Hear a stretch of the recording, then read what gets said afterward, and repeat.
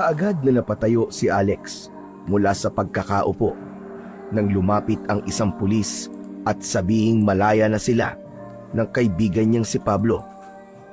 Pagkalabas sa kulungan, sinalubong siya ng isang abogado at sinabing ang kanyang ama ang nag-utos na piyansahan sila. Hindi pinansin ni Alex ang lalaki. Dinaanan niya lang na parang wala siyang nakita at narinig. Ayos ah. Mahal na mahal ka talaga ng airpot mo, tol. Wala pang kalahating araw, nagpapunta ka agad ng abogado para aregluhin ang kaso mo. Mahal, ang sabihin mo, ayaw niya lang na madungisan ang pangalan niya. Yun lang naman ang mahalaga sa kanya eh. Pangalan at pera. Laki talaga ng galit mo sa airpot mo, Chong. Pero naiintindihan naman kita eh. Siya na lang ang meron ka, pero lagi pang wala. Kung ako siguro nasa kalagayan mo, naku po, baka lulong na ako sa kung ano-anong bisyo. Bakit? Sa palagay mo ba hindi ka pa balulong sa lagay mo na yan? Hoy, mukha lang akong addict no, pero matino to. Biro lang, Pablo. Alam ko namang siraulo ka lang minsan pero mabait kang tao. Oo, parang ikaw. Kaya nga magkasundo tayong dalawa eh.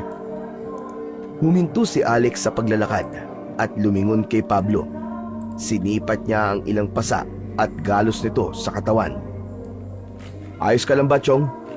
Gusto mo bang dumaan muna tayo sa ospital? Ospital? Ano ba yun, joke? Parang galos lang sa ospital kaagad. Ayos lang ako, Chong. Ako pa ba? Walang-wala to kumpara sa mga naranasan natin noong nakaraan. Dahil sa sinabing yun ni Pablo, muling bumalik sa alaala ni Alex ang gulong kinasangkutan nilang dalawa ilang linggo pa lamang ang nakakaraan. Halos hindi na sila makalakad dahil sa rami ng sugat at pasa na natamo nila sa katawan ng araw na yon. Sa bagay, Chong, tama ka. Akala ko nga, katapusan ko na nun eh. Yun din nga ang akala ko eh. Buti na lang nagawa pa natin makalabas ng boy dun sa hideout nila.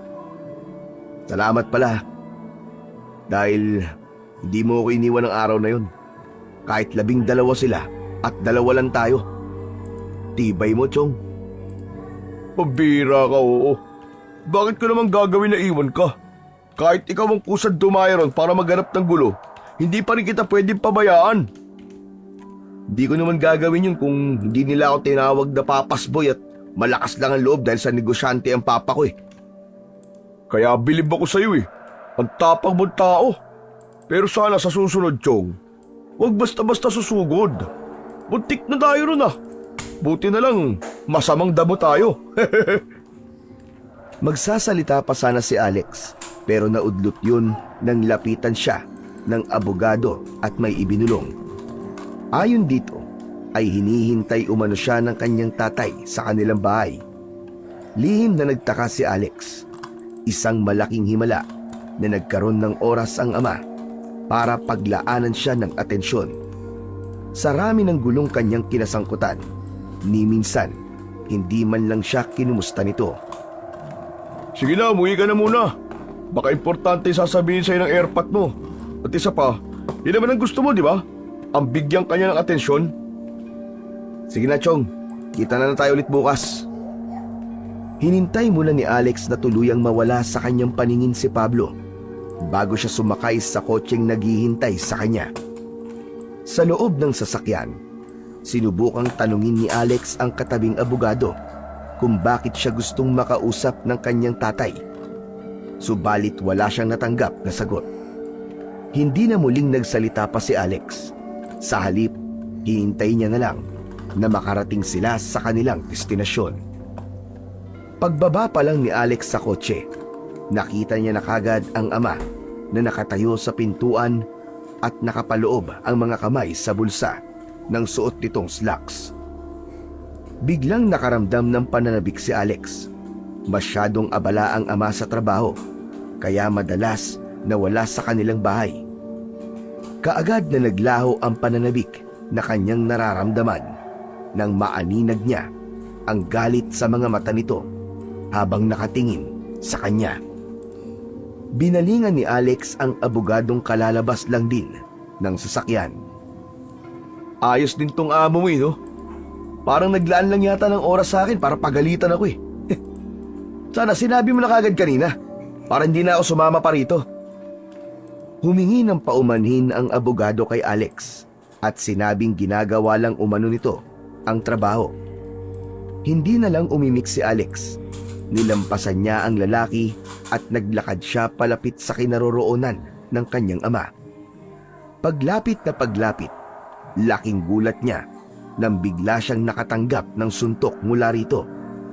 Dahil hindi niya yun inaasahan, nawalan siya ng balanse at napaupo sa tiles na sahig. Kaagad na umagos ang dugo mula sa ilong niya na siyang napuruan sa suntok ng ama. Hindi pa nakontento, hinawakan siya nito sa kwelyo. Matagal na kitang pinagpapasensyahan, pero sumusobra ka na. Wala ka bang ibang gustong gawin sa buhay mo? Kung hindi makipagbasag ulo, away dito, away doon.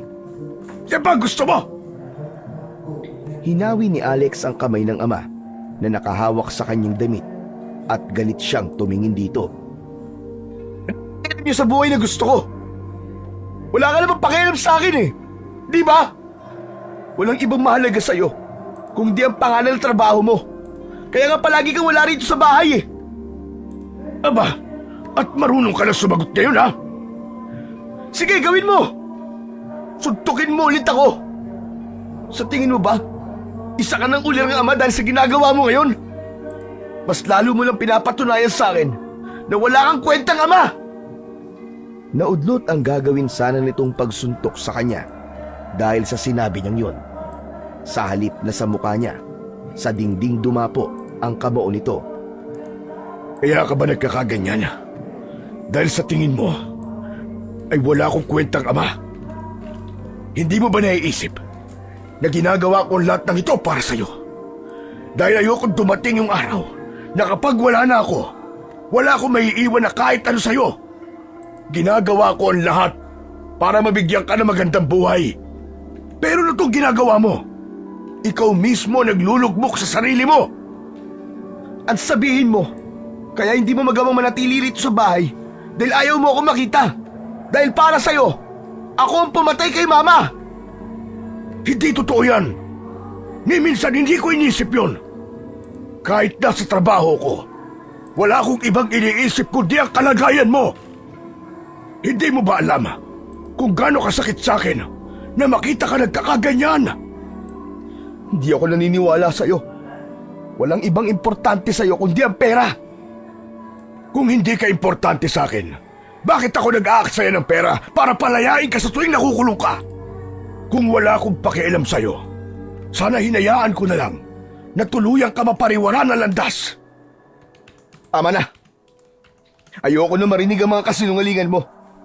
Alam ko naman na kaya mo lang ginagawa yon dahil ayaw mo madungisan ang pinakaiingat-ingatan mong pangalan. Dahil kung totoong mahalaga ako sa'yo, bakit palagi kang wala sa tuwing kailangan kita? Bakit kailangan ko pang ilagay ko muna ang sarili ko sa panganib para lang maramdaman ko na may tatay naman pala ako? Habang nagsasalita, ay hindi na napigilan pa ni Alex ang maging emosyonal. Kay tagal niya nang gustong ilabas ang lahat ng sama ng loob sa kanyang ama. At ngayong nangyayari na, pakiramdam niya ay para siyang bulkang sumabog dahil sa samot-saring emosyon na nararamdaman. Hindi tayo nagkakaintindihan, anak. Ang mabuti pa siguro ay magpalamig ka na muna ng ulo. Bukas na bukas din, ipapatid kita sa lola mo sa probinsya. Mag-usap na lang ulit tayo kapag pareho na tayong kalmado. Papayag po akong pumunta ron, hindi dahil sa gusto kitang sundin, kundi dahil ayaw na ulit kitang makita. At alam ko rin naman na yun ang gusto mo mangyari. Kaya gusto mo akong paalisin dito. Pagkasabi nun, ay tumalikod na si Alex at tinahak ang direksyon papunta sa kanyang silid. Ramdam niyang nakasunod sa kanya ang tingin ng kanyang ama, pero hindi na siya nag-abalang lumingon pa. Pagkapasok niya sa silid, ibinalibag niya pasara ang pinto at pinagsusuntok ang dingding ng kanyang kwarto. Tumigil lamang siya nang dumudugo na ang kanyang mga kamao. Pumasok siya sa banyo at tinignan ang sarili sa salamin. Partikular sa ilong niyang patuloy pa rin ang pagdurugo. Habang pinupunasan ang dugo, ay bumalik sa isip niya ang nangyari. Hindi niya lubos maisip na nagawa siyang saktan ng sariling ama. Buong buhay niya, wala siyang ibang ginusto kung hindi ang mabigyan siya nito ng oras at atensyon.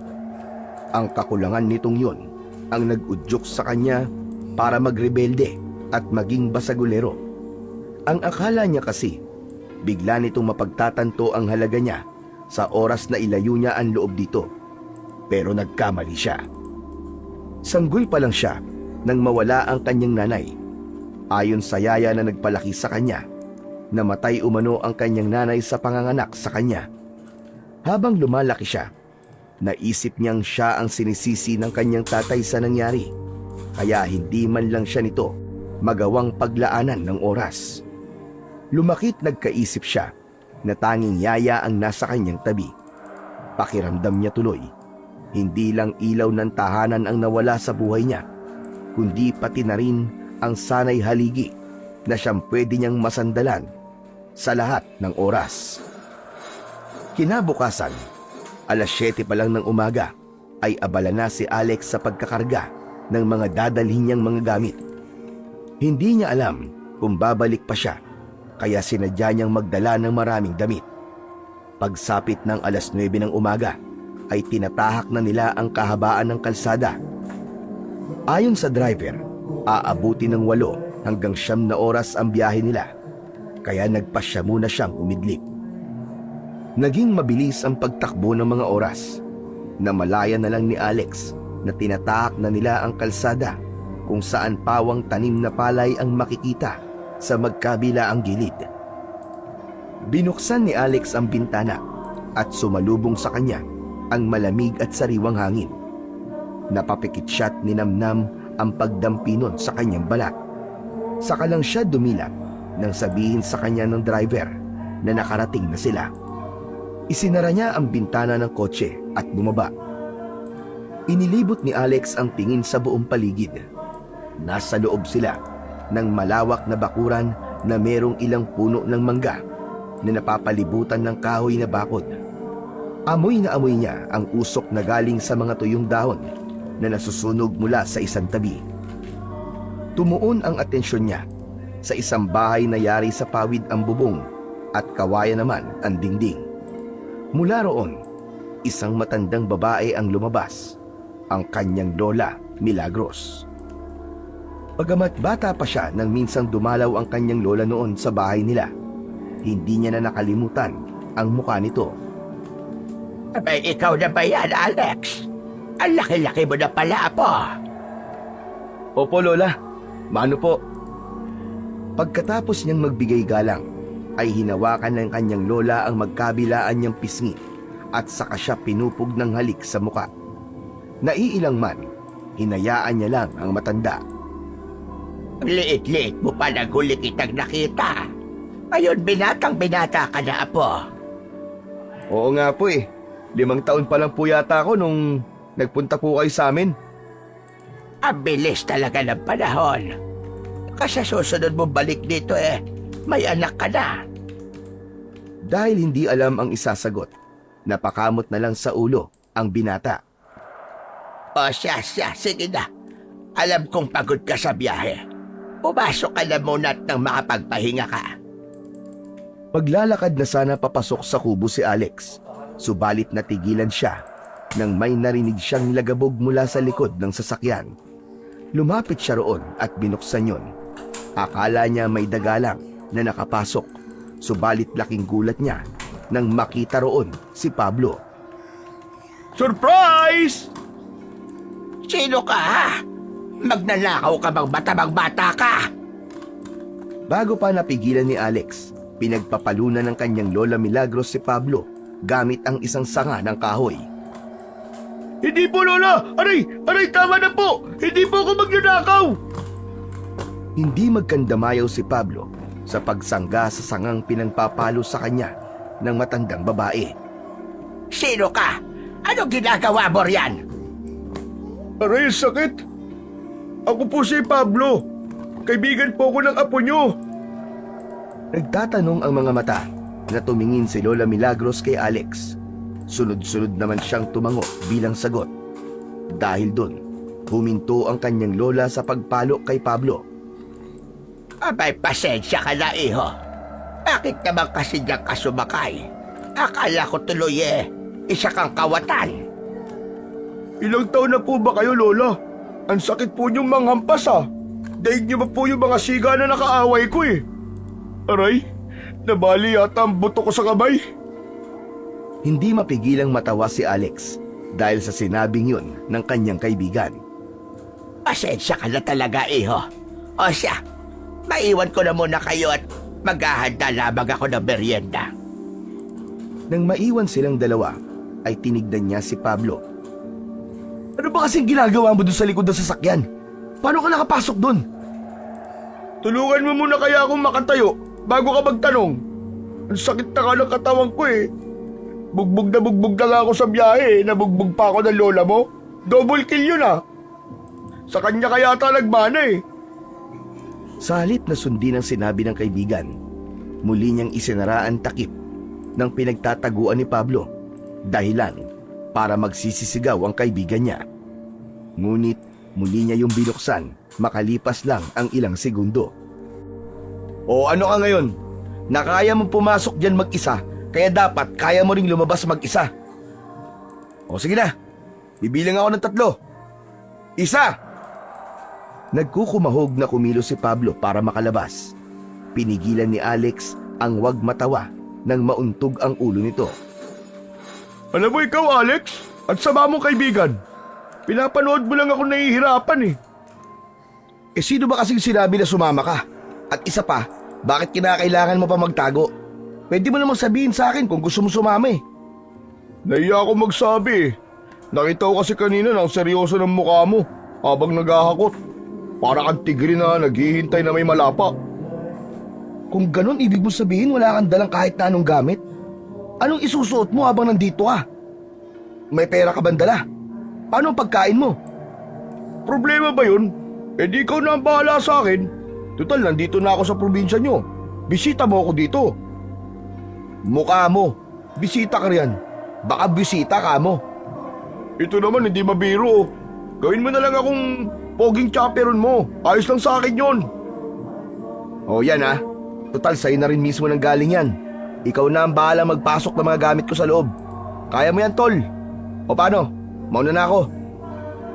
Tinapik niya muna sa balikat si Pablo bago siya naglakad palayo. Ang bihira, sineryoso nga. Talagang gagawin mo akong alila? Para kang di kaibigan Kumanda ka sa akin pagbalik natin sa syudad. Natawa na lang si Alex sa sinabing yun ni Pablo. Ganon sila magbiruan na magkaibigan. Boss, saan ko po ilalagay itong mga bagahe niyo, boss? Tanong sa kanya ni Pablo habang bitbit ang dalawang maleta. Hawakan mo na muna. Hindi ko pa alam kung saan mo pwedeng ilagay ang mga yan Pabiro niyang sagot sa kaibigan. Kung ihagis ko na lang kaya sa itong mga to. At saka bakit ang dami? Grabe 5 maleta talaga. Wala ka na bang balak bumalik? Wala na. Bakit? Nagsisisi ka ba dahil sumama ka? Hindi Kahit ilang taon pa tayo rito, ayos lang sa akin. Ang ganda nga rito At isa pa. Lumapit sa kanya si Pablo at bumulong. Ayon sa kaibigan, para raw silang artista dahil may mga tao sa labas na gusto silang makita. Nang marinig ang sinabi nitong yun, tumayo si Alex at tumingin sa labas. May mangilan-ngilan ngang mga tao ang nakikiisyoso sa kanilang pagdating. O talagang dami mong alam. Sige na, tapusin mo na yung ginagawa mo. Ginagawa mo akong tau-tauhan sa paningin nila. Baka isipin nila, amo talaga kita Huwag ka na magreklamo.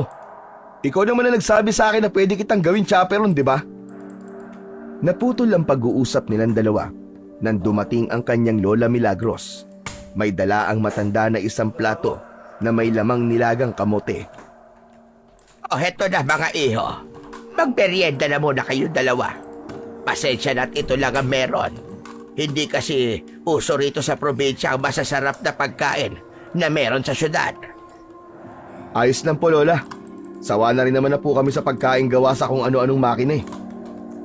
Sa akin po walang problema. Sanay po ako sa mga ganyang pagkain. Mabuti naman kung ganon. O siya, kain na habang mainit pa. Masarap ito sa kape. Teka, ipagtitimpla ko kayo.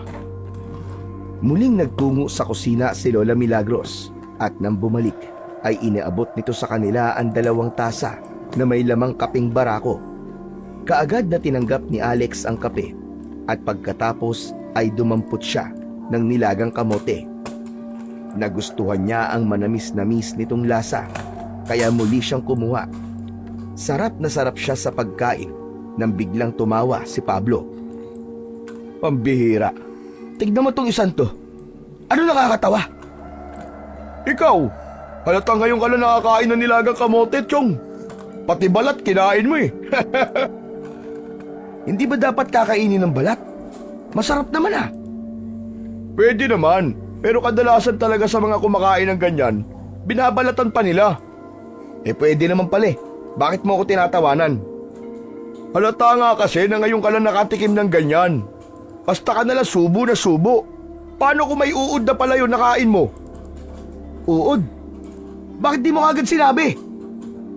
Pakiramdam ni Alex ng mga sandaling yon ay parang gustong bumaliktad ng kanyang sikmura. Lumapit sa kanila si Lola Milagros at sumingit sa kanilang pag-uusap. Hindi mo kailangan magdiri kung sakali bang may uod na nakain mo, apo. Malinis naman ang uod ng mga gulay at prutas. Pero Lola, uod pa rin po yun.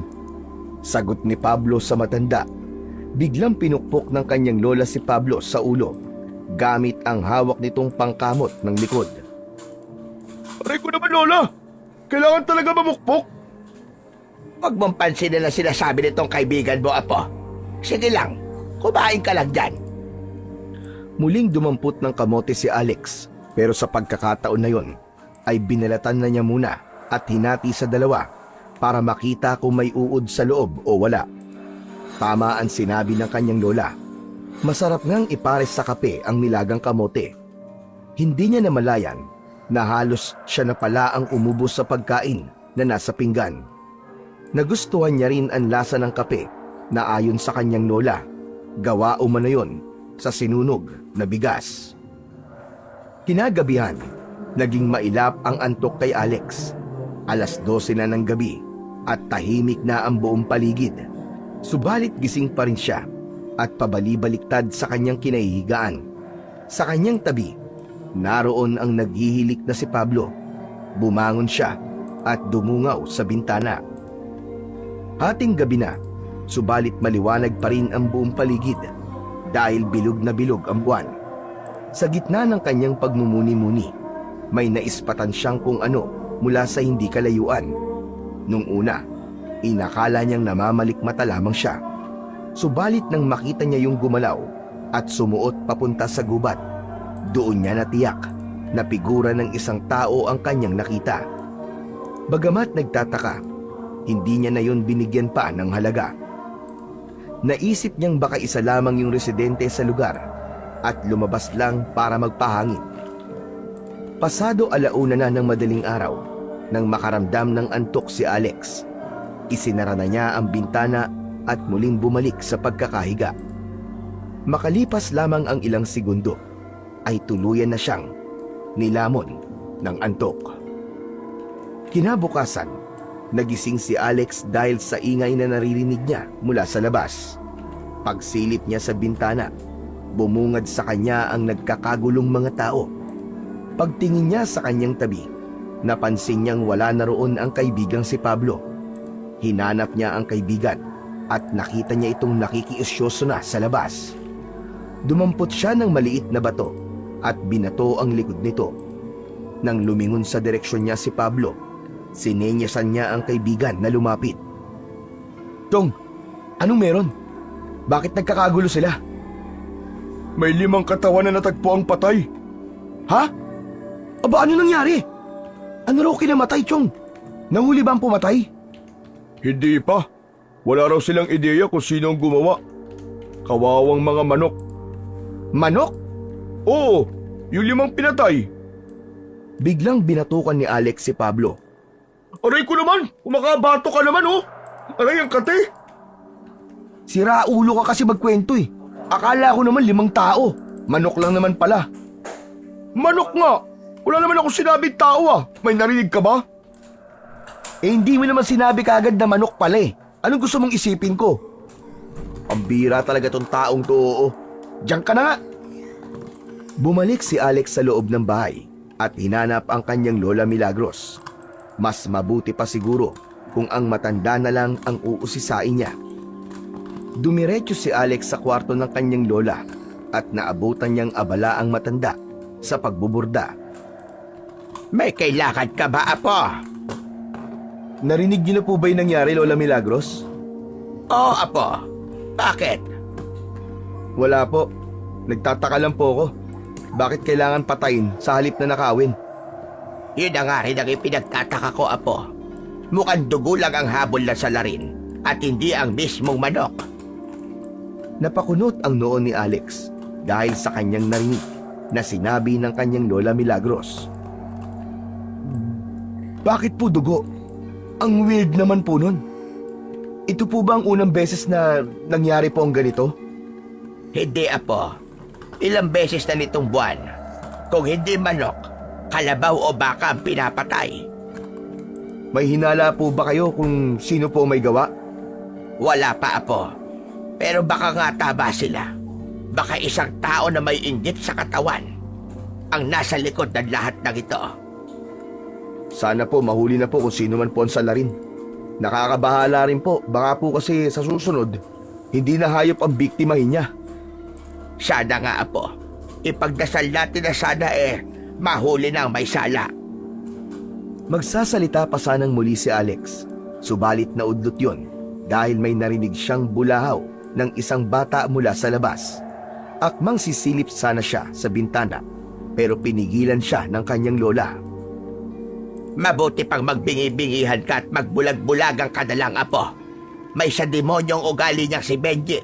Walang sinasanto. Ha? Ano pong ibig niyo sabihin, Lola? Sino po yung batang umiiyak? Si Dodoy, pamangkin ni Benji. Baka binubugbog na naman ng tiyuhin kaya umiiyak. Na naman? Ibig sabihin palagi po siyang binubugbog? Sabi ko nga, Apo, may sa demonyong ugali ng Benji na yon. Kapag natalo sa sabong o kahit na anong sugal, kay Dodoy niya ibinubunton ang galit niya.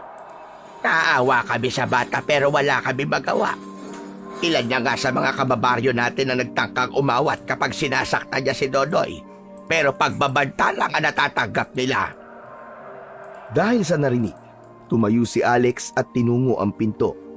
Tinangka siyang pigilan ng kanyang lola, subalit hindi siya nakinig. Lumabas siya ng bakuran at tinahak ang direksyon kung saan nanggagaling ang malakas na iyak at pagmamakaawa ng batang si Dodoy. Nang makarating sa mismong tapat ng bahay, bigla niyang sinipa ang pinto. Doon tumambad sa kanya ang kalunos-lunos na itsura ni Dodoy habang walang tigil na hinahambalos gamit ang isang kawayan na patpat. Tinanong siya ng tiyuhin ng bata kung sino siya pero hindi niya pinansin ang sinabi nito. Tuloy-tuloy siyang naglakad palapit at walang sabi-sabing binigyan ng suntok ang mukha ng lalaki. Hindi pa siya nakontento. Umikot siya at nagpakawala ng malakas na sipa sa dibdib nito. Tumalsik ang lalaki at tumagos sa pawid na dingding. Nang bumagsak ang lalaki sa lupa, pinaibabawan niya ito at pinagsusuntok sa muka. Wala sana siyang balak tumigil kung hindi lang siya inawat ng kaibigang si Pablo. Tol! Tol, tama na! Tama na, Tol! Baka mapatay mo siya, Tol! Naimasmasan lang si Alex nang muli niyang makita ang itsura ng bata. Lumapit siya rito at inilihad ang isa niyang kamay. Tumingin lang sa kanya si Dodoy at pagkatapos ay tumingin sa direksyon ng lalaki na ngayon ay tumatakbo na papalayo. Huwag ka matakot, bata. Hindi ka niya na masasaktan simula ngayon. Sa gulat ni Alex, bigla siyang niyakap ng bata. Ramdam niya ang nanginginig nitong katawan. Marami pong salamat. Marami pong salamat. Paglabas ni Alex kasama si Dodoy, ay sa kanila tumuon ang atensyon ng mga taong naroon na nakikiusyoso. Ang iba ay natutuwa sa ginawa niya, subalit may ilan din namang hindi. Ayon kasi sa kanila, baka pati sila ay madamay kapag naghiganti si Benji. Hindi pinansin ni Alex ang bulong-bulungan. Hinawakan niya si Dodoy at isinama pauwi. Pagdating sa kanilang bahay, kaagad silang sinalubong ng kanyang Lola Milagros. Lola, ikaw na po ang bala sa mga sugat niya. Sige, Apo. Lilinisin lang naman at pagkatapos ay tatapalan ang halabang gamot. Ang buong akala ni Alex ay tanging sa braso, binti at mukha lang ang sugat na meron ang bata. Subalit nang maghubad ng damit si Dodoy, tumambad sa kanyang paningin ang likod, tiyan at dibdib nito na puno rin ng sugat at peklat. Kaagad na umiwas ng tingin si Alex dahil hindi niya kayang tingnan ng matagal ang kaawa-awa nitong itsura. Hindi na iwasang ikumpara ni Alex ang sarili kay Dodoy.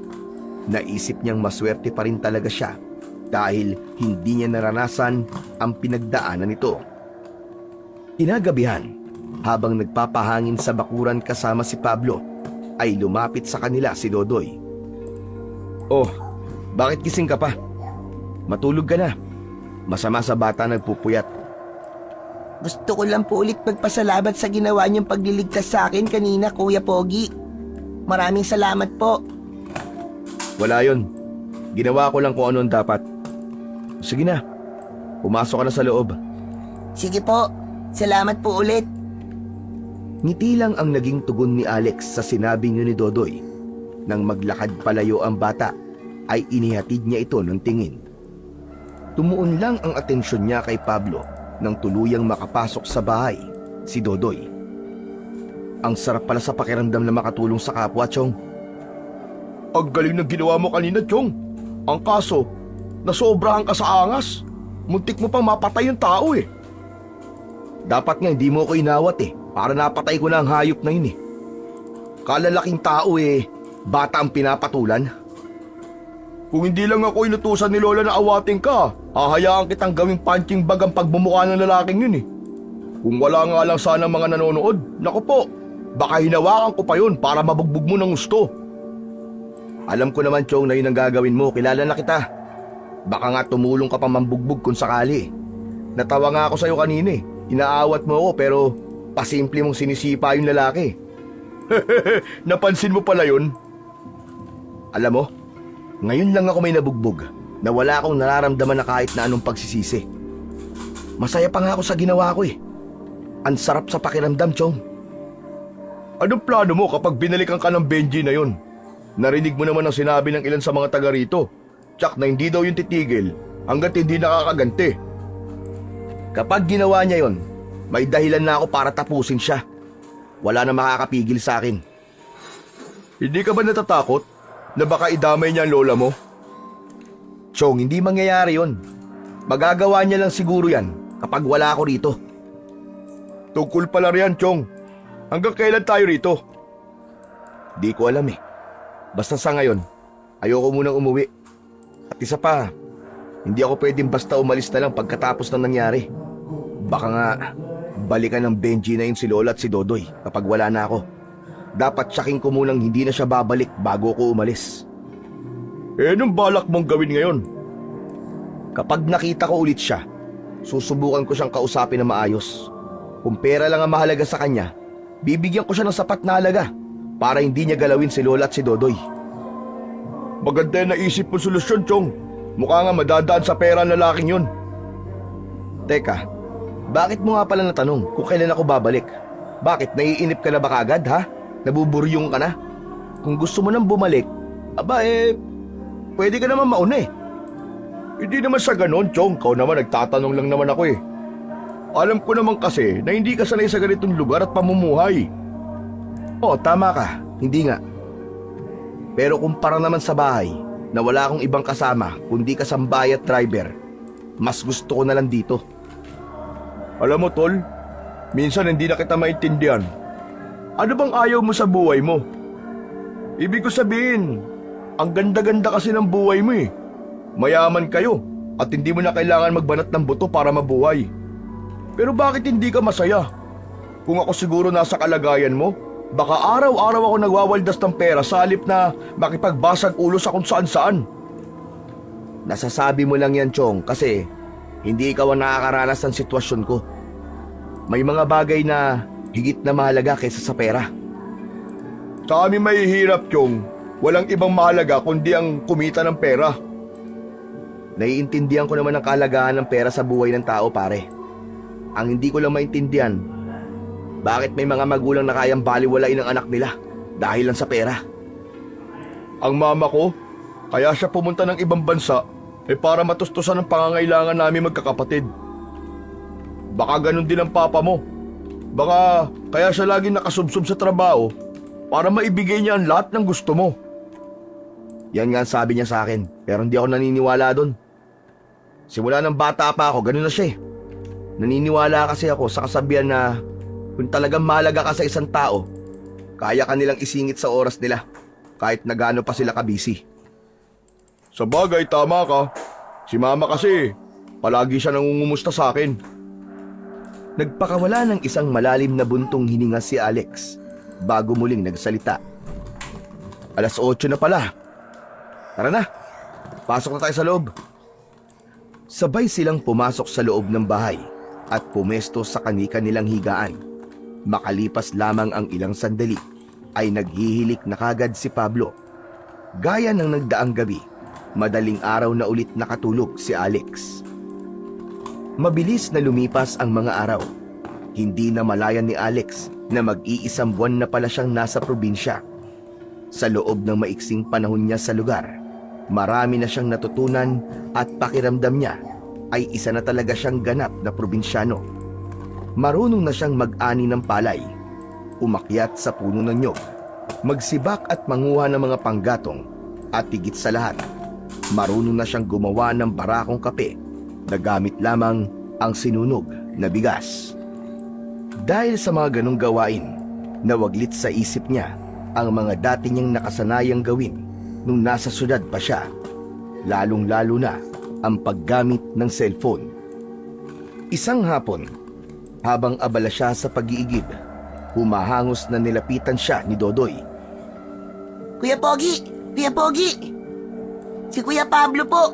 Hindi makababa! Ano? Hindi makababa saan? Halika po, dali! Sumunod po kayo sa akin! Sinundan niya si Dodoy nang tumakbo ang bata palabas ng bakuran. Nakarating sila sa bukid at doon nakita niya si Pablo na nasa taas ng isang puno ng nyog. Parang butiki na nakayakap sa puno ang kaibigan habang sumisigaw ng saklolo. Hindi napigilang matawa ni Alex. Pambihira ka! Ano ba kasing nakain mo at naisipan mong umakyat? Akala ko kasi madali lang bumaba eh. Parang awa mo na, Chong. Nangangawit na mga braso ko, baka mahulog ako dito. Aba, bahala ka riyan! Marunong kang umakyat, dapat marunong ka ring bumaba. Paano ba ginagawa yun? Hindi ko nga alam eh, ang sakit na ng itlog ko. Kanina pa ako nakabuka ka dito, Chong. Maawa ka naman. Magpadaus-dus ka na lang pababa. Baliw ka kasi. Bakit ka ba umakyat dyan? Gusto lang naman kitang gayahin, Chong eh. Malay ko bang mas mahirap palang bumaba kaysa umakyat? Magpadaus-dus ka na nga lang. Yan lang ang maipapayo ko sa'yo. Saluhin mo ako kapag nakabitaw ako, ha? Akong bahala. Sige na, dalian mo na. Ginawa nga ni Pablo ang sinabi niya. Nagpadaus-dos ang kaibigan pababa sa puno hanggang sa tuluyang makarating sa baba. Hindi alam ni Alex kung matatawa ba siya o maaawa sa kaibigan dahil sa itsura nito. Ang daya! Bakit kapag ikaw ang umaakyat parang ang dali-dali lang sa'yo? Madali lang naman talaga eh. Mali kasi ang ginawa mo. Eh paano ba dapat? Akyat ka ulit. Ituturo ko sa'yo. Naku, hindi na bale. Okay na ako. Kuya Pogi, alam mo ba kung bakit umakyat si Kuya Pablo? Kasi gusto niya magpasikat sa anak ni Aling Tess. Hoy, bata ka! Huwag ka maniwala riyan, Chong. Gusto ko lang talaga subukang umakyat at kumuha ng bunga. Sigurado ka bang gusto mo lang kumuha ng bunga? Oo nga, Chong. Hindi ka ba naniniwala sa akin? Gusto ko na sana maniwala sa iyo eh. Ang kaso, walang bunga tong puno na inakyat mo. Anong pipitasin mo dyan, dahon? Natigilan si Pablo at tumingin sa itaas. Nang mapagtanto nitong nagsasabi siya ng totoo, biglang napakamot sa ulo ang kaibigan. Nagpapasikat pala ha? Ha! Yan ang napapala mo! Huwag ka maingay. Baka mamaya may makarinig pa eh. Mas lalo pa niyang inalaska ang kanyang kaibigan. Tumigil lang siya nang tingnan siya nito ng masama. Magpapasikat na lang kasi, palpak pa. Heh, imbis na humanga sa'yo yung tao, baka ma-turn off pa. Oo na. Ikaw na magaling.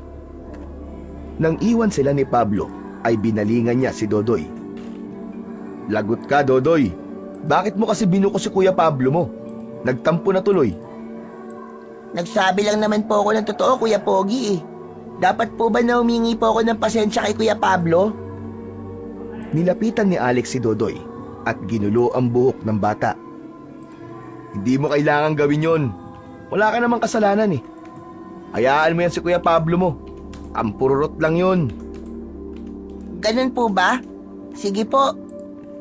Halika, umuwi na tayo. Baka hinahanap na tayo ni Lola. Pagdating nila sa bahay, naabutan nila na ginagamot ng kanyang Lola Milagros ang mga galos sa braso ni Pablo. Dulot yon ng ginawa nitong pagpapadausdos sa puno ng nyog. Bakit mo naman inutusan na magpadaos-dos itong si Pablo, Apo? Tignan mo nangyari sa braso niya. Kasalanan naman po niya, Lola eh. Umakyat po siya ng puno tapos hindi naman pala marunong bumaba. Sana kinuha mo yung hagdan dito sa likod. May hagdan kayo, Lola? Oo, nasa likod.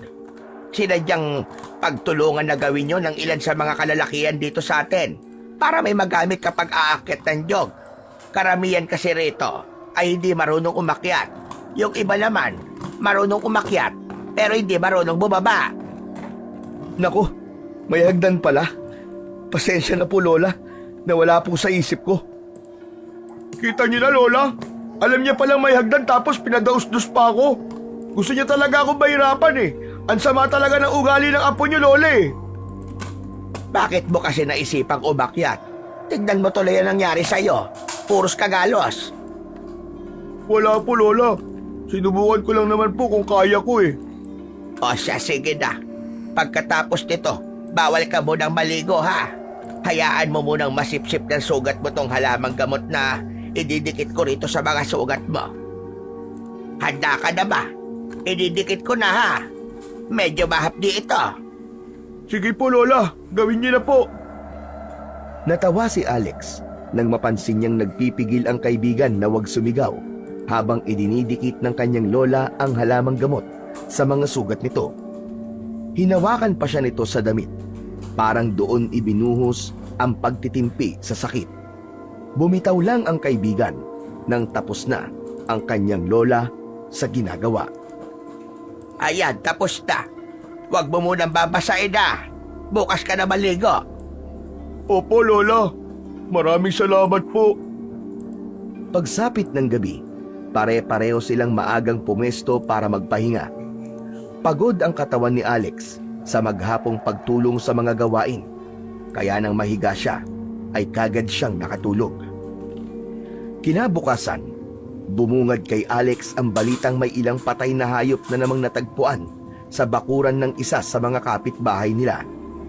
Nang magkaharap-harap sila sa hapagkainan para mag-umagahan, napag-usapan nila ang nangyari.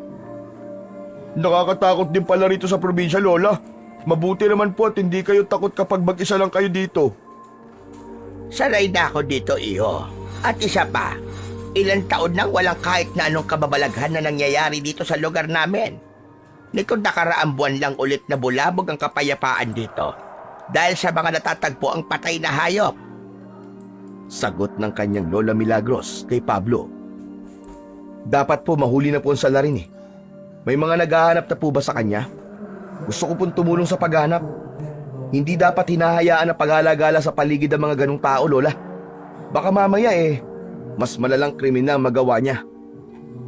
Seryoso ang mukha ni Alex habang nagsasalita at nakatingin sa kanyang lola. Sa pagkakaalam ko, Apo, walang gustong sumubok na alamin kung sinong nasa likod ng lahat. Takot ang mga kalalakihan dito sa lugar natin. Kaya nga pagsapit pa lamang ng dilim, nasa loob na kagad sila ng kani-kanilang mga bahay. Habang nag-uusap silang tatlo, hindi nakaligtas sa paningin ni Alex ang pagiging malikot ng mga mata ni Dodoy. Baka sa mukha ng bata ang hindi maipaliwanag na takot at pagkabalisa. Pagkatapos nilang mag-almusal, nilapitan niya si Dodoy nang makita niyang nasa lilim ito ng isang mangga at tila malalim ang iniisip. May problema ba, Dodoy? Wala po, Kuya Pogi. Sigurado ka ba? Kanina ko pa kasi napapansin na parang may iniisip ka eh. Kung may problema ka, pwede mong sabihin sa akin. Alam ko po kung sino po ang pumapatay sa mga hayop, Kuya Pogi. At natatakot po ako na baka isang gabi, bigla niya na lang tayong pasukin habang mahimbing tayong natutulog. Natigilan si Alex sa kanyang narinig. Yun pala ang dahilan kung bakit kanina pa ito balisa. Ano? Kilala mo? Sino? Sino ang pumapatay? Si Tito Benji po. Isang gabi po kasi, nakita ko siyang lumabas na may dalang patalim tapos pagbalik po niya, puro dugo na po mga kamay at damit niya. Si Mang Benji? Pero bakit niya yung ginagawa?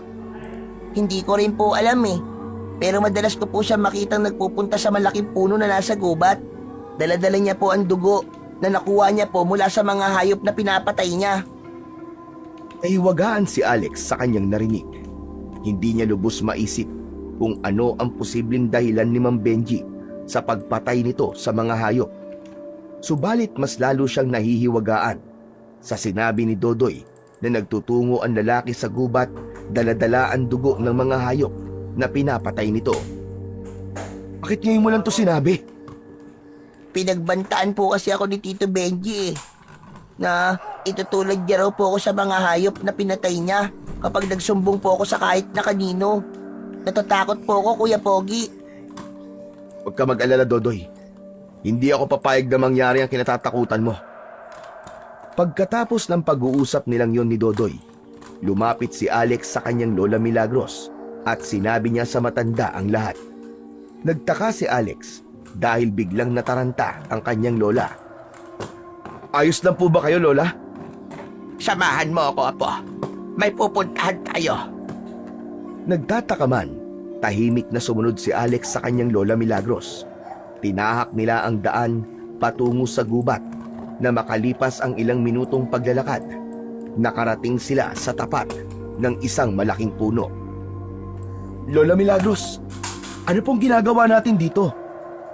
Sa halip na sagutin ang tanong niya, ay lumapit ang kanyang lola sa puno at tinignan ang lupa na nakapalibot dito. Dala ng kuryosidad, lumapit si Alex para alamin kung ano ang tinitignan ng matanda. Natigilan siya nang makita niyang maraming patak ng dugo sa paligid ng puno at pati na rin sa kanyang kinatatayuan. Ano pong ibig sabihin nito, Lola? Bakit puro dugo po ang lupa rito? Sinusubukan silang buhayin ni Benji gamit ang itim na orasyon, Apo. Hindi ko alam na may natutunan pala ganito si Benji mula sa yumao niyang ama. Sila? Sino pong sila? At sino po ang tatay ni Mang Benji? Ikikwento ko sa iyo, Apo, pagbalik natin sa bahay. Habang naglalakad pa uwi, naging palaisipan kay Alex ang lahat kung kaya't pagkarating nila ay kagad niyang inusisa ang kanyang Lola Milagros. Lola Milagros, kanina pa po ako hindi mapakali. Ano po ba ang totoong nangyayari? Ganito kasi yan, Apo. Ang lugar na pinuntahan natin kanina, isa yung libingan. Libingan ng mga aswang. Napaawang ang mga labi ni Alex dahil sa narinig na sinabing yun ng kanyang Lola Milagros. Aswang? Aswang po, Lola? Yung nakakatakot po na nilalang na kumakakain ng tao? Oo, Apo, tama ka. Ako ang naglibing sa kanila roon. 4 na dekada na ang nakakaraan. Kayo po? Ibig po sabihin natalo niyo po sila? Teka, paano niyo po nagawa yun? Malalakas po mga aswang, hindi po ba? Ang totoo niya na po, dati akong albularyang manunugis ng aswang. Nang makilala ko ang lolo mo, naisip kong talikuran ang lahat at mamuhay ng tahimik kasama niya. Inuwi niya ako rito at nagsama kaming dalawa. Naging masaya ang unang ilang taon ng aming pagsasama. Ngunit isang araw, bigla na lang nagbago ang lahat nang may isang pamilya na bigla na lamang lumipat dito. Ano pong kinalaman ng pamilya na yon sa pagsasama niyo ni Lolo? Pamilya sila ng mga aswang po. Tama ang iyong narinig. Nalaman ko yon nang unang beses ko pa lang silang nakaharap dahil baliktad ang refleksyon ko sa mga mata nila. Ano pong ginawa niyo nung malaman niyo pong aswang sila? Buntis ako sa nanay mo ng mga panahong yon. Kaya naisip kong wag na lang pansinin kung ano ang nalaman ko. Ngunit isang gabi, bigla na lang nila kaming sinalakay. Sa kasamaang palad, napatay nila ang lolo mo. At dahil kinailangan kong protektahan ang sarili ko at ang bata sa sinapupunan ko, napilitan akong bumalik sa dating ako. Nang gabi rin na yon, natalo ko sila at napatay. Paano po nasangkot ang tatay ni Mang Benji sa nangyari? Kaibigang albularyo siya ng lolo mo, apo. Pero hindi siya mabuting tao. Noong gabing sinalakay kami ng aswang, hindi niya kami tinulungan kahit alam niya ang nangyayari. Bukod sa akin, siya lang ang bukod tanging nakakaalam kung saan ko inilibing ang katawan ng mga aswang. At marahil nabanggit yon kay Benji bago siya nawala. May pinagmanaan pala ang hayop na Mang Benji na yon. Pareho sila ng tatay niya na masama ang ugali. Nababahala ako, apo. Sa oras na magtagumpay si Benji na buhayin ng mga aswang, tiyak na malaking panganib ang maidudulot nun sa mga tao. Posible pa po bang mabuhay ang matagal ng patay, Lola Milagros? Kung 4 na dekada na po ang nakakaraan, ibig sabihin po nun kalansay na po lamang ang mga katawan nila. Malaki ang nagagawa ng itim na orasyon, apo. Kaya nga isa yan sa mga ipinagbabawal na gamitin dahil masyadong delikado. Lola Milagros, ano na po ang plano niyo ngayon? May alam po ba kayong pangontra para mapigilan po ang ginagawa ni Mang Benji? Wala, apo. At kung meron man, sa tingin ko huli na rin naman ang lahat.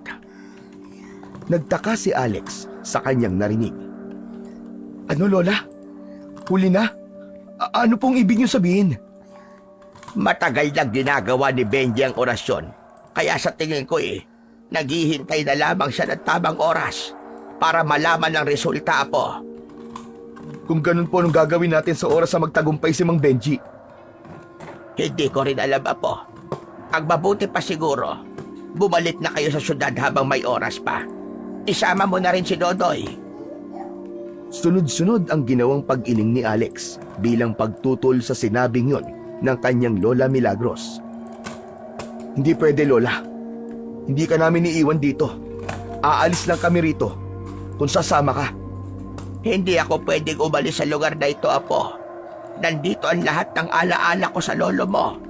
At isa pa, matanda na rin naman ako, apo. Kung hindi ka aalis dito, Lola, hindi rin po ako aalis. Sasamahan ka namin dito kahit na ano pa po ang mangyari. Ama nga ang nakarating sa akin na bali-balita patungkol sa iyo, apo. May katigasan nga talaga ang ulo mo. Hindi naman sa pagiging matigas ang ulo, Lola. Hindi ko lang po talaga kayang umalis ng bigla at iwan kayo rito sa ganitong sitwasyon.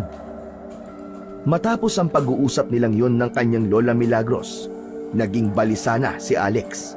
Nababahala siya sa mga posibleng mangyari.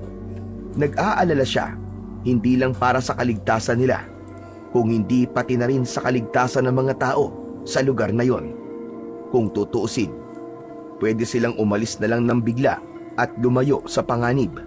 Subalit alam niyang hindi kakayanin ng kanyang konsensya na basta na lamang tumakas. Isang umaga, Naisip ni Alex na ipaalam kay Pablo ang lahat. Sinabi niya sa kanyang kaibigan ang lahat ng kanyang nalaman at gaya ng inaasahan, bakas sa mukha nito ang labis na pagkagulat at takot. Ano? Aswang? Totoo pala ang mga yun? Ang akala ko kasi nun, panakot lang yun ng mga magulang sa atin. Kwentong barbero, ganun. Ako man hindi rin ako makapaniwala na totoo pala sila. Madalas, napapanood ko lang sila sa mga palabas sa TV. Ano plano mo ngayon, Alex? Tumakas ka na, Pablo. Isama mo si Dodoy. Bumalik na kayo sa Maynila. Susunod na lang ako kapag naging maayos na ang lahat. Hindi ako pwedeng umalis na lang ng basta-basta dito at iwan si Lola. Teka. Gusto mong bumalik na ako sa syudad at isama ko si Dodoy tapos iiwan kita rito? Aba, hindi naman yata pwede yan, Chong. Ang dami na natin pinasok na gulo na magkasama. Ngayon pa ba kita iiwan? Iba ang sitwasyon ngayon, Tol. Hindi basta-basta ang kalaban natin. Mga aswang sila. Malalakas sila kumpara sa ating mga tao. Kahit na, hindi pa rin kita iiwan. Kung gusto mo silang labanan, nasa likod mo lang ako. Tapos itutulak kita. Tinignan ng masama ni Alex si Pablo. Nagawa pa talagang magbiro ng kaibigan sa kabila ng lahat. Biro lang, Tol, ah.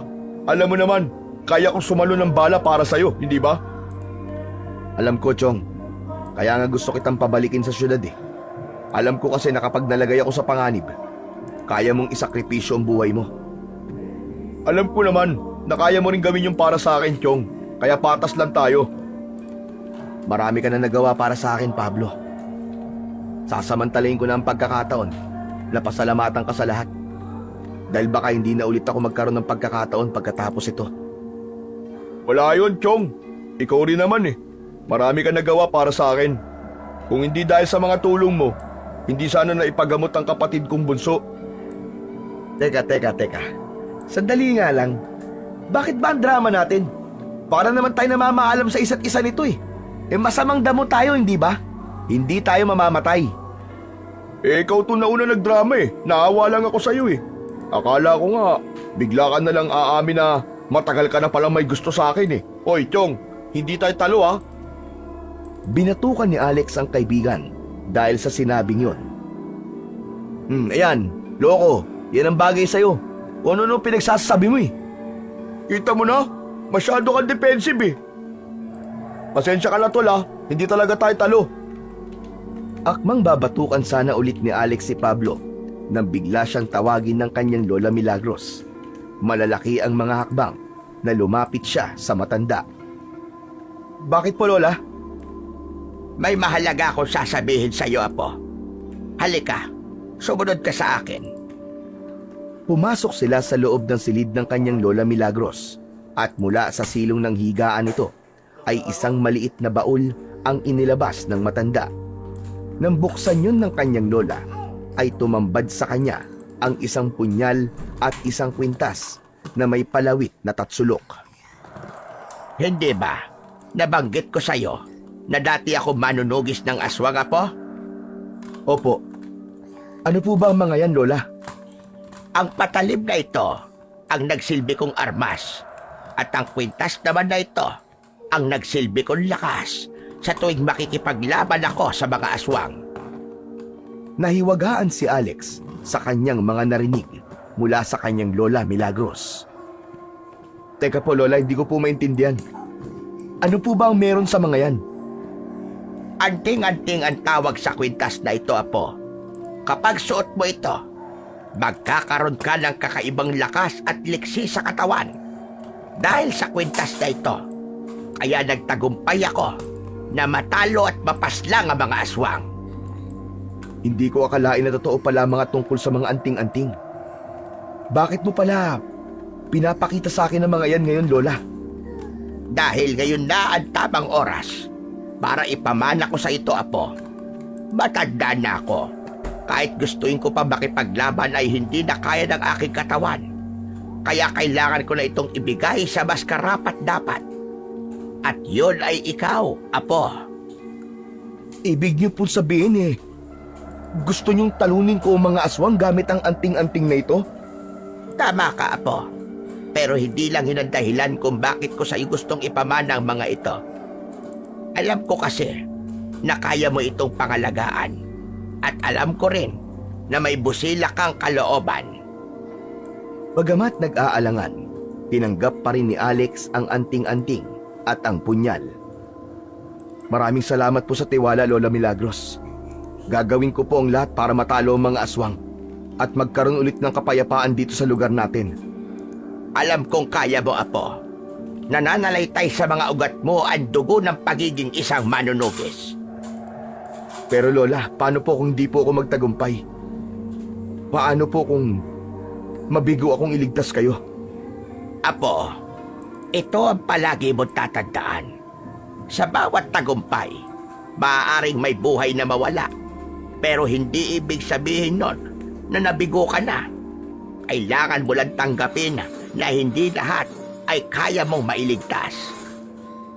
Ayoko po may mawala sa inyo, Lola. Gagawin ko po ang lahat para maprotektahan kayong lahat. Basta magtiwala ka lang sa sarili mo at sa anting-anting, Apo. Kayong dalawa ang magtutulungan para matalo ang mga kalaban. Opo, Lola. Tatandaan ko po yan.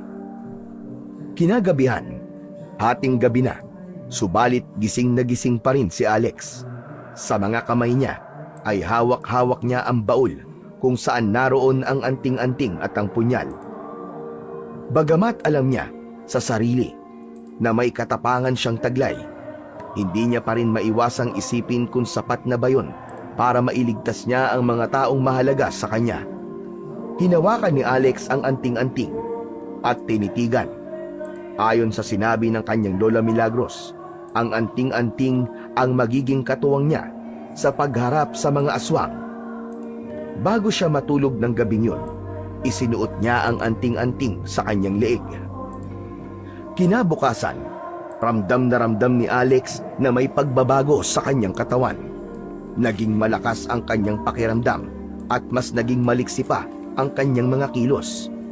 Bandang hapon, abala siya sa pagsisibak ng kahoy nang maramdaman niyang may kung anong bagay na lumilipad papunta sa kanya. Kusang kumilos ang isa niyang kamay para saluhin yon bago pa man tuluyang tumama sa kanyang muka. Isa yung bato na medyo may kalakihan. Kung nagkataong tumama yun sa kanya, tiyak na magkakaroon siya ng bukol. Tumingin sa paligid si Alex para hanapin kung sino ang nambato at nakita niya si Lola Milagros mula sa hindi kalayuan. Lola, kayo pala yan. Para saan po yun? Gusto ko lang matiyak kung nararamdaman na ng katawan mo ang kapangyarihan ng anting-anting, Apo. At base sa aking nasaksihan, mukhang nananalaytay na sa mga ugat mo ang kapangyarihan ng kwintas. Tama po kayo, Lola. Ramdam ko na nga po na parang may kakaiba po ngayon sa katawan ko. Ang galing pala ng anting-anting na ito. Pakiramdam ko po tuloy. Kaya ko magpatumba ng puno ng isang suntok lang eh. Bakit hindi mo subukan na po para malaman natin? Biglang nag-alinlangan si Alex kung gagawin ba niya o hindi. Kapag nagkataon na hindi gumana ang kapangyarihan ng anting-anting, tiyak na hindi biro ang sakit na mararanasan niya. Wag na po, Lola. Baka mamaya may makakita pa sa akin. Wala ka bang tiwala sa anting-anting, Apo? Hindi ba sabi ko sa'yo, yan ang magiging katuwang mo. Dapat pagtiwala ka sa kanya. Sige po. Gagawin ko na po. Lumapit si Alex sa isang puno ng mangga. Huminga muna siya ng malalim bago magpakawala ng isang suntok sa mismong katawan ng puno. Nakaramdam ng sakit sa kanyang kamao si Alex, pero hindi ganun katindi. Makalipas lamang ang 3 segundo, bumagsak ang puno. Mahusay, Apo. Mukhang nagkakasundo kayo ng anting-anting. Naputol ang pag-uusap nilang maglola dahil biglang sumulpot si Pablo at si Dodoy. Kagad na nagtaka ang kanyang kaibigan matapos makita ang punong nakatumba. Hala! Ano nangyari? Bakit natumba? Wala namang hangin at hindi naman bumabagyo ah. Bakas ang pagtataka sa boses ng kaibigan niyang si Pablo habang nakatingin sa punong bumagsak. Sinuntok ko, kaya nabuwal. Napatingin sa kanya ang kaibigan. Puno ng pagdududa ang mukha nito. Sinuntok mo lang? Tapos natumba na? Sino ka? Si Superman? Ipinakita ni Alex ang sugatan niyang kamao sa kaibigan. Napaawang ang bibig nito habang nagpalipat-lipat ang tingin sa kamao niya at sa puno. O ano, Chong? Naniwala ka na ba? Teka. Paano mo nagawa yun, Chong? Sinuntok mo lang tapos natumba na? Mismo. Isang suntok lang. Gayahin ko nga rin. Kung kaya mo, siguradong kaya ko rin yun.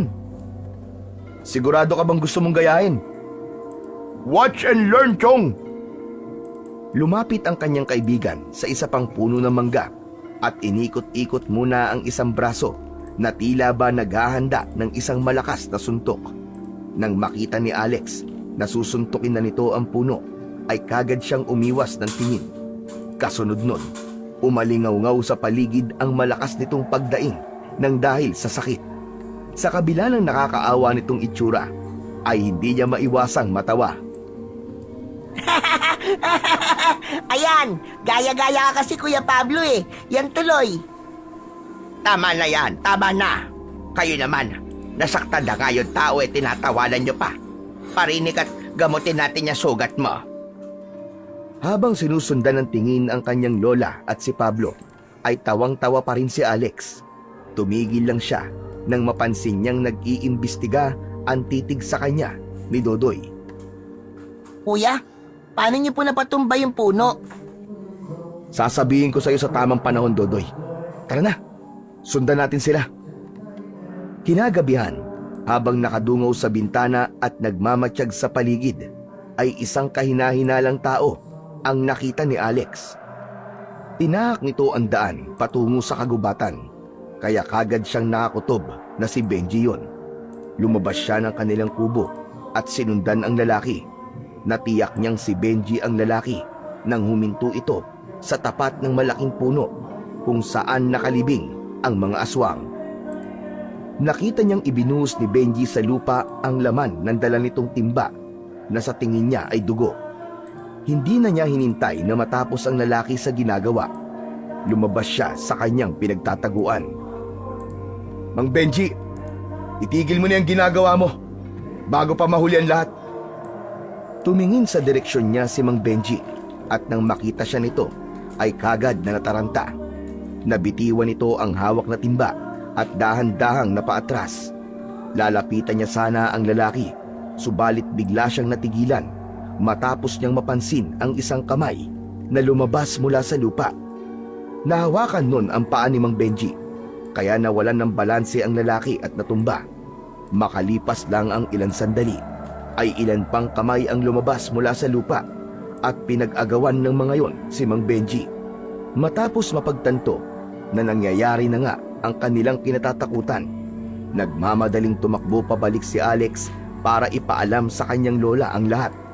Bago siya tuluyang makalabas ng gubat, ay narinig pa niya ang kahindik-hindik na sigaw ni Mang Benji. Pagdating sa kanila, naabutan niyang gising ang kanyang lola Milagros at tila hinihintay siya. Lola, nagtagumpay po si Mang Benji. Kitang-kita po ng dalawang mata ko kung paano bumangon sa hukay ang mga aswang. Sila rin mismo ang kumain kay Mang Benji. Pumikit ang kanyang lola at nagdasal. Diyos naming mahabagin, gabayan niyo po kaming lahat. Ilayo niyo po kami sa kapahamakan na dulot ng mga kampon ng kadiliman. Nilapitan ni Alex sina Pablo at Dodoy at ginising. Nung una ay ayaw pang bumangon ng dalawa, subalit nang marinig ang sinabi niya ay sabay-sabay silang napabalikwas. Mas lalong tumindi ang kabang nararamdaman ni Alex nang magsimulang umalulong ang mga aso sa kanilang lugar. Naghatid yun ng kakaibang kilabot sa kanyang pakiramdam. Sumilip sa bintana si Alex at nanlaki ang mga mata niya nang makitang papalapit na sa kanila ang mga aswang. Tumuon ang atensyon ni Alex sa isang matandang aswang nang magsalita yon. Ubusin niyo sila! Wala tayong ititirang buhay!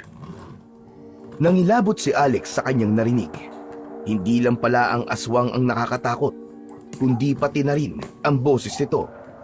Pinilit na iwinaglit ni Alex ang nararamdaman takot at tinungo niya ang pinto. Saan ka pupunta, Alex? Baka mas ligtas kung di tayo lalabas ng bahay! Hindi mo narinig ang sinabi ng pinuno nila? Wala silang ititirang buhay sa kahit na sino sa atin! Kung lalabas ka, sasama ako sa'yo! Hindi kita pwedeng hayaan na mag-isang humarap sa kanila! Masyadong delikado, Chong. Dito ka na lang. Bantayan mo sila, Lola. Sa halip na makinig sa sinabi niya, kinuha ni Pablo ang itak sa kanilang kusina. Hindi ako papayag na hindi mo ako isasama, Chong!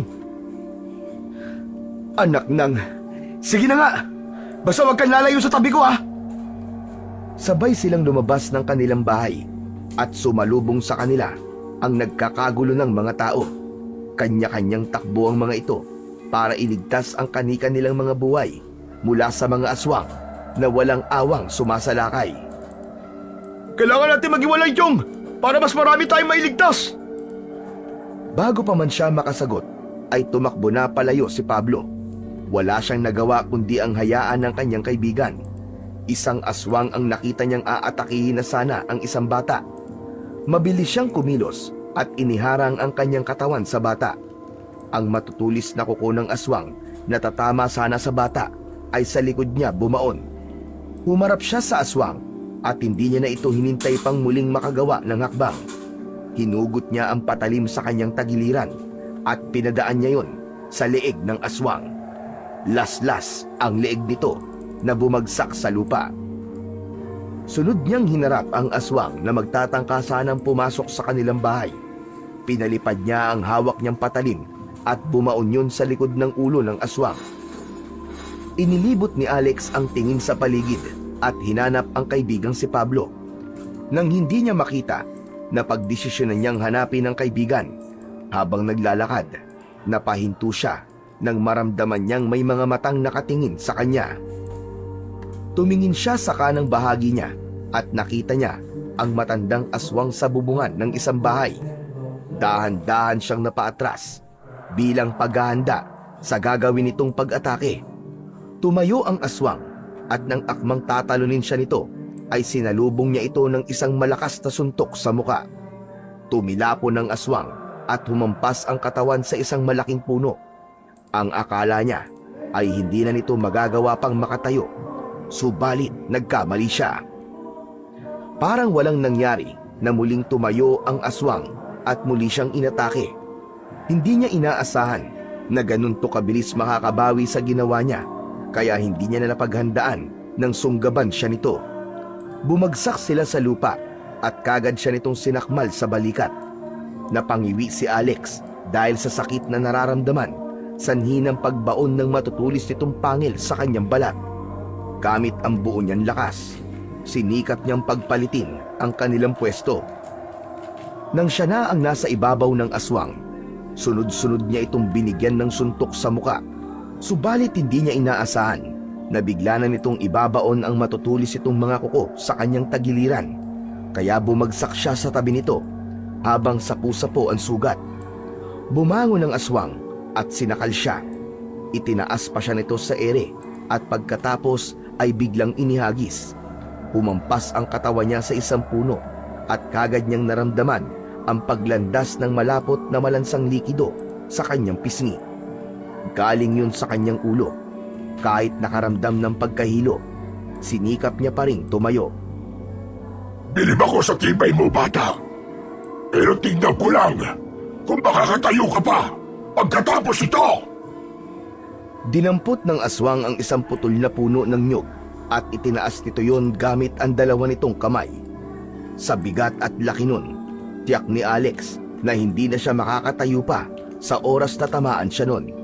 Nang ihagis nito yun sa direksyon niya, ay sinalubong niya yun ng kanyang kanang kamao. Nahati yun sa dalawa at bumagsak sa lupa. Dahil sa ginawa niya, mas lalong nanlisik ang mga mata ng matandang aswang. Pinapahanga mo ko, Totoy. Hindi pa karaniwan ang taglay mong lakas. Parang gusto ko tuloy bahiin yung mga braso mo.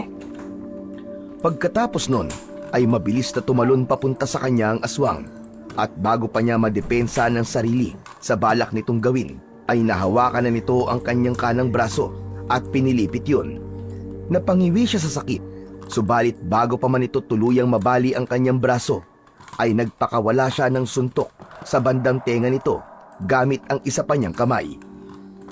Sa lakas ng binitiwan niyang suntok, tumalsik ang aswang at bumagsak sa lupa. Nang makita niya ang malaking puno ng akasya sa ulunan ng aswang, ay bigla siyang nagkaroon ng ideya.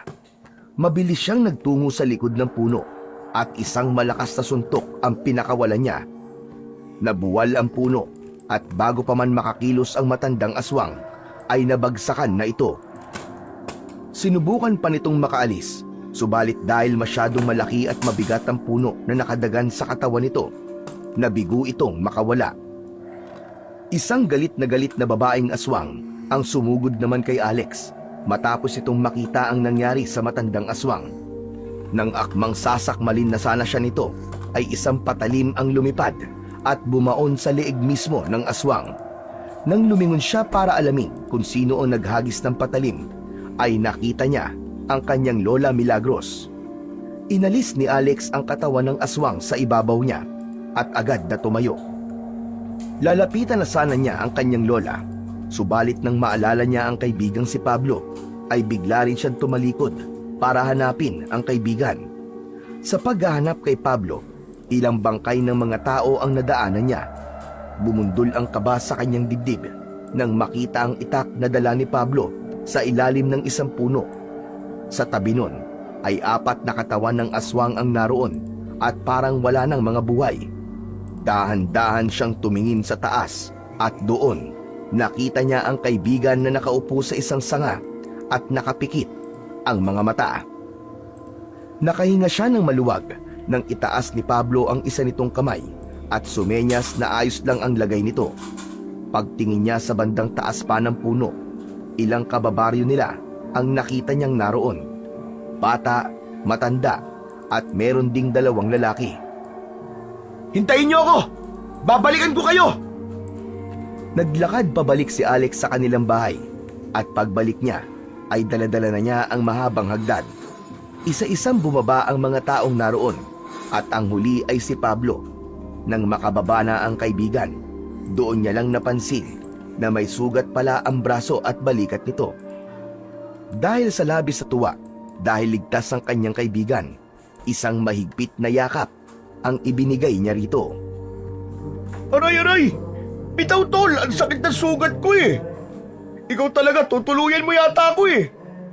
Natatawang bumitaw si Alex sa kanyang kaibigan. Mabuti't ligtas ka, Chong. Kinabahan talaga ako. Akala ko kung ano na nangyari sa'yo. Masaya rin ako, Chong, at ligtas ka. Kahit nakapagtataka na ang dami mong sugat sa katawan, nagagawa mo pa rin tumayo. May sapusa ka ba? Inakbayan muna ni Alex ang kaibigan bago niya sinagot ang tanong nito. Ano ka ba? Para ka naman bago ng bago. Masamang damo to, Chong. Mahirap tong mamatay. Magkaakbay na naglakad ang dalawa at pagdating sa kanilang bahay ay kagad silang sinalubong ng kanyang Lola Milagros. Lola Milagros, unahin niyo po munang gamutin ang mga sugat ni Pablo. May gagawin pa po ako. Huling lumabas ng kanilang bahay si Alex at isa-isang tinipon ang bangkay ng mga aswang sa paligid. Itinambak niya ang mga yun sa loob ng kanilang bakuran at pagkatapos ay sinindihan. Yun ang naisip niyang paraan para hindi na maulit ang nangyari. Nang tuluyang maging abo ang katawan ng mga aswang, ay saka lang siya pumasok sa loob ng kanilang bahay. Saktong tapos ng gamutin ng kanyang lola si Pablo, kaya siya na ang sumunod. Naghubad siya ng damit at nakita niyang napaawang ang bibig ni Pablo nang makita ang malalalim niyang sugat sa tagiliran at sa balikat. Hindi hamak na mababaw lang ang sugat ko. Pero kulang na lang mamatay-matay ako sa sakit. Tapos ikaw, kulang na lang lumabas ang lamang loob mo pero parang baliwala lang sa'yo ah. Tao ka pa ba, Chong? Sa halip na sagutin ang tanong ng kaibigan, ay biniro niya ito. Sa sugat ka ba talaga nakatingin o sa magandang katawan ko? Hoy, hoy, hoy! Bakit ko naman titignan ang katawan mo, ha? Chicks ka ba? Natawa na lang si Alex sa naging sagot na yon ni Pablo. Pero kagad din siyang napangiwi matapos tapalan ng halamang gamot ng kanyang Lola Milagros ang sugat niya sa tagiliran. Aray, aray! Lola, aray! Teka lang po, ang hapdi!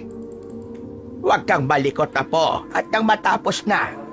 Susunod ko pang gagamutin ang ilang kababaryo natin na nasugatan. Dahil sa nangyari, ay hindi na muling tumutol si Alex at tiniis na lang ang hapdi. Makalipas ang ilang araw, napagdesisyonan ni Alex na bumalik na ng syudad. Pagkatapos ng nangyari, naisip niyang hindi niya mapapatawad ang kanyang sarili kung sakaling namatay siya nang hindi man lang nakakausap ng maayos ang kanyang ama.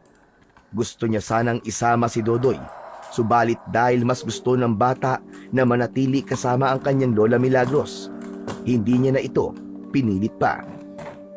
Sigurado ka bang ayaw mo sumama sa amin, Dodoy? Babalik naman tayo rito eh. Hindi na po, Kuya Pogi. Hihintayin ko na lang po kayong bumalik. Mag-iingat po kayo sa biyahe, ah. Nilapitan niya si Dodoy at ginulo ang buhok ng bata. Magpapakabait ka. Pagbalik ko, may pasalubong ako sa'yo. Opo, Kuya Pogi. Magpapakabait po ako. Tutulungan ko po si Lola Milagros sa mga gawain po dito sa bahay. Aasahan ko yan ha. Ikaw na muna ang bahala ngayon kay Lola. Tumunod na nilapitan ni Alex ang kanyang Lola Milagros. Lola Milagros, aalis na po kami. Maraming salamat po sa lahat. Pero wag po kayo mag-alala, Lola. Babalik din po kami kagad sa susunod na buwan. At kung papayag po si Papa, baka po isama ko siya. Mag-iingat kayo sa biyahe, Apo. Ikamusta mo na labang ako sa papa mo. Opo. Paano po, Lola? Aalis na po kami. Maraming salamat po ulit sa lahat.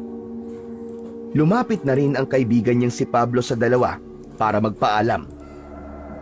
Lola Milagros, alis na po kami. Maraming salamat po sa pagpapatuloy sa akin dito at sa pag-aasikaso sa akin. Mamimiss ko po mga luto nyo. Abay, dambola ka pa, bata ka. Wala yun, iho. Basta pamilya ng apo ko, abay pamilya ko na rin. Bitbit ang ilang gamit. Naglakad na sila palapit sa kanilang sundo na nasa labas ng bakuran. Mabuti na lang at hindi niya nagamit ang kanyang cellphone. Hindi yun naubusan ng baterya, kaya nagawa niya pang makontak ang kanilang driver para magpasundo. Bago sila tuluyang umalis, ay minsan pa siyang kumaway kay Lola Milagros at kay Dodoy. Kalat na ang dilim sa paligid nang makarating sila sa kanilang destinasyon.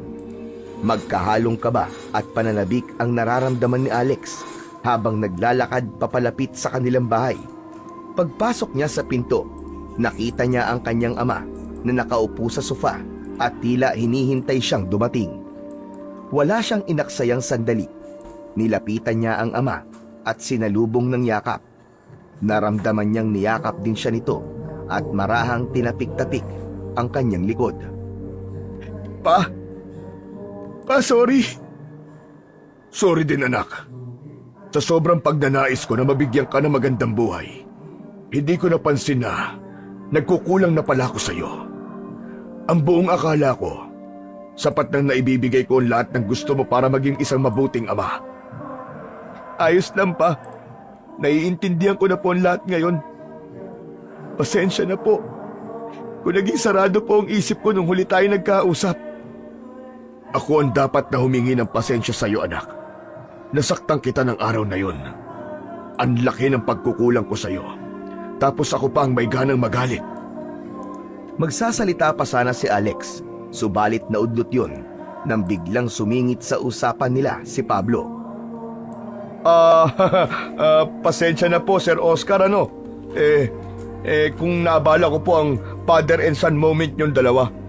Bigla kasi ako nauhaw eh. Pwede po ba makiinom? Aba, oo naman, Pablo. Pero hindi tubig ang iinumin natin ngayong gabi, ha? Umiinom ka ba ng alak? Nako, hindi po ako marunong tumanggi sa grasya, Sir Oscar. Ikaw naman, iyo, masyado kang formal. Dito na lang ang itawag mo sa akin. Hindi kita masyadong kilala pero Alam kong mabuti kang kaibigan sa anak ko. Kaya simula ngayon, pamilya na rin ang turing ko sa'yo. Maraming salamat po, Sir Tito. Nang gabing yon, uminom silang tatlo. Yun ang unang beses na nakainuman niya ang sariling ama at pakiramdam ni Alex ay siya na ang pinakamasayang tao sa mundo ng mga sandaling yon. Mula noon ay palagi nang pinaglalaanan ni Mang Oscar ng atensyon ng anak para hindi na maulit ang kanilang hindi pagkakaunawaan. At yun naman talaga ang nararapat. Umaalis ito paminsan-minsan para asikasuin ang ibang negosyo, pero naiintindihan naman yun ni Alex dahil napagtanto niya na para sa kanya ang ginagawa ng kanyang ama. Isang buwan ang lumipas, muling bumalik sa probinsya sina Alex at Pablo para magbakasyon. Ngunit sa pagkakataon na yon, kasama na nila ang kanyang amang si Oscar. Hindi na naging lihim sa kanyang ama ang kabayanihang ginawa ni Alex sa baryo na yon, at labis ang paghanga at pagmamalaki niya para sa kanyang anak. Nagpasalamat din si Oscar kay Lola Milagros dahil sa lahat ng tulong na ginawa nito para sa kanyang anak. Lalo na kung hindi nagbakasyon si Alex sa probinsya ay hindi na sila magkakaayos pa. Hindi rin nakalimutan ni Alex ang pangako niya kay Dodoy na pasalubong. Tuwang-tuwa ang bata nang pasalubungan siya ng magagandang damit at 2 pares ng sapatos at may kasama pang mga tsokolate. Labis ang pasasalamat ng bata dahil buong buhay niya ay ngayon lang siya nagkaroon nun. Nakibalita rin sila kay Lola Milagros kung may mga aswang pa ba na naghahasik ng lagim sa baryong yon. Ayon sa matanda, sa ngayon ay wala pa. Tahimik na namumuhay ang buong baryo. Ngunit naniniwala ang matanda na kung sakali man na dumating ang pagkakataon na yon, na muling magpakita ang mga aswang at maggasik ng lagim at takot sa kanilang lugar, ay hindi ito mangangamba dahil alam niyang kahit kailan ay hinding-hindi mananalo ang kasamaan laban sa kabutihan. Hanggang nasa kanila ang makapangyarihang agimat at meron silang Diyos na sinasampalatayahan.